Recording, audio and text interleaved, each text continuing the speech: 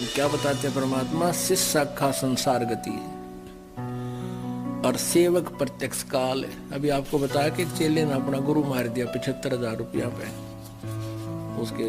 हाँ, तो कहते हैं ऐसे जो व्यक्ति बकवाद करते हैं, परमात्मा से विमुख है, नाम उनके पास है नहीं, ढोंग संत का कर लिया कि बैठ के जाकर डेरा में, तो वो सेवक तो उसके काल है, प्रत्यक्ष काल। और वो जो गुरु बन गया जिसके पास सिद्धार्थ ज्ञान भक्ति और नाम नहीं है, वो संसार गति में ही है।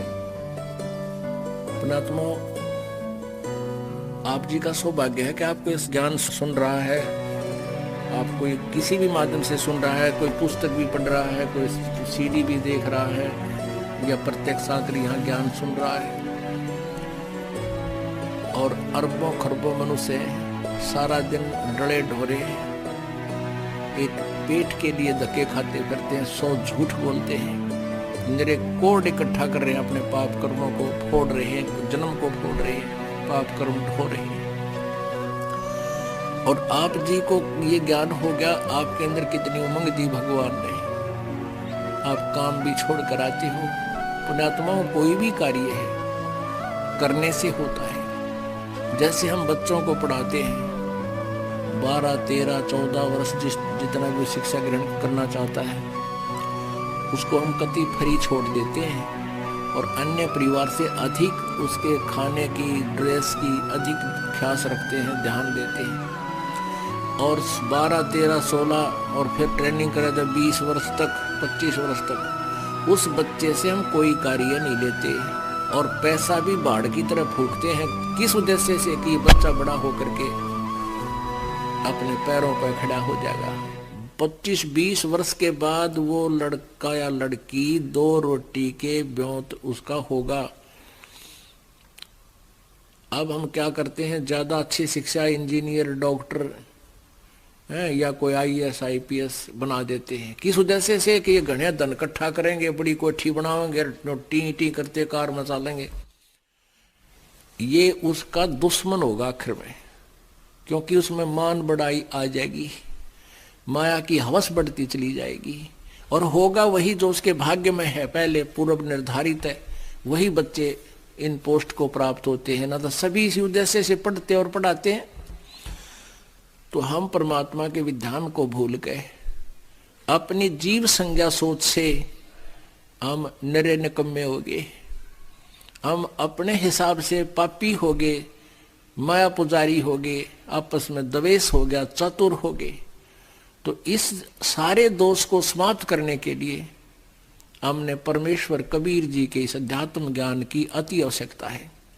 इस अध्यात्म ज्ञान के सुनने के बाद फिर परमात्मा की तरफ रुचि भी बढ़ेगी और शांति भी होगी। तो इसके लिए अब ज्यादा से ज्यादा समय भगवान के लिए निकालो। जो इस ज्ञान को समझ चुके हैं वो तो अपना सिर पे पैर रख लिया उन्होंने, तो दास देख रहा है, सत्संग में भी आते हैं, सेवा भी करते हैं, बाकी समय में भी आते हैं। और फिर यदि वो नियम में रह रहे हैं तो देखना उनकी क्या मौज करेगा परमात्मा, यहां भी सुख देगा।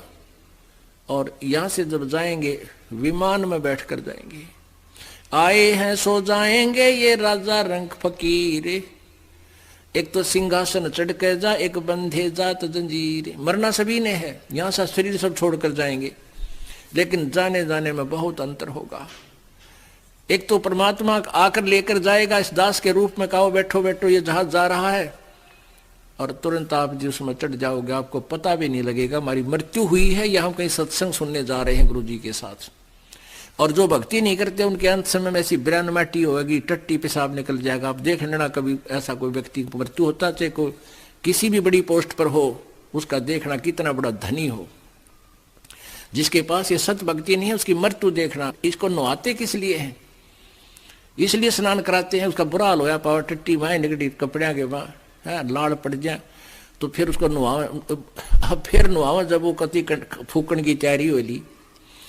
कहने का भाव यह है कि जो वो तो क्यों डरते हैं, क्योंकि यम के दूत इतनी भयंकर आकृति दिखाते हैं उसको शरीर छुड़वाने के लिए, ना फिर सीधे बाले ठोकर अंदर से वो भयभीत होकर के उस टट्टी पेशाब निकल जाता है। जब वो डरता हुआ शरीर को छोड़कर भागने की चेष्टा करता है फिर उसकी बाजू पकड़ लेते हैं सूक्ष्म शरीर में, वो यम के दूत। और जो परमात्मा की भक्ति करते हैं उनको परमात्मा विमान में बैठा कर लेकर जाएगा। कहते सतगुरु शरणा आके फिर धर्मराज डर कैसा, यम के दूत भी निकट नहीं आ सकते। एक भक्त बता रहा था जी, मैं सपने में मर गया, यम के दूत आए मुझे लेकर चले। मैं बोला रखी चले भाई, चल सत्संग में चलाएंगे। मैं उनके साथ हो लिया। आगे जाके वो कहने लगे कहाँ ले जा रहे हो मुझे, सत्संग तो नहीं है, ये सामने लिख रखा है यमराज यमदूत। ने बोला तुझे धर्मराज के पास पेश करेंगे, फिर तेरा बकल तारेंगे। बोला मेरा और उनकी लड़ाई होगी कि तुम्हारा और हमारा के मेल भाई, हम तो कबीर जी के चेले हैं, शिष्य हैं, कबीर जी के उपासक है, हमारा कबीर इष्ट है, हमारे गुरु जी ये हैं, और हमारा थारा कोई मेल नहीं, धर्मराज काम नहीं जाया करते, भाग यहाँ से। उनकी लड़ाई होगी शुरू। एक तो लड़ेगा, एक बाज के उस धर्मराज के पास गया, कहने लगा जी एक न्यू का है, हम तो कबीर जी के पुजारी हैं और उनके शिष्य हैं।